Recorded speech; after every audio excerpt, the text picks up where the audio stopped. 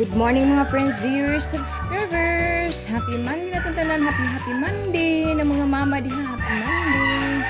Hikay na sabi ko sa pamahaw mga friends, viewers, subscribers. Sa lunchbox sa akong anak ug naku. In this early morning. Good morning natong tanan. Good morning natong tanan. Natalantaw sa ta. Well, not yet prepare foods for breakfast in this early morning. Good morning.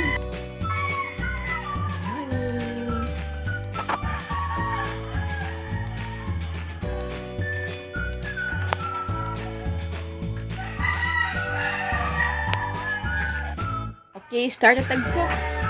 Fish nga gi-fry. I brought today like a half kilo. But not fresh. My gosh, very expensive, not fresh. First, I look at from the buckets is look like fresh, but no. When I cook at Thai, no fresh man. But anyway, it's okay. I cook okay. Daog na. Naligini ang kwan. Mamalitay isda. Ingon gid ang sealer na presko ni dito dubok ko na di ay nabuntag na. Sige lang kay may ka naman ato na lang nutuon. Kaunon mga friends, viewers, subscribers. So luto na ang fish nga mantikaan, gi-fry mga friends, viewers, subscribers. Rice na lang kulang. Then fried rice. Next is fried rice. Lami lahan na asin niya, gamay nga patis. Okay na, daog na tayo. Fried rice with fish for today, mga friends, viewers, subscribers. Paborito sa kong anak, ang fried rice. Nya, napaisda.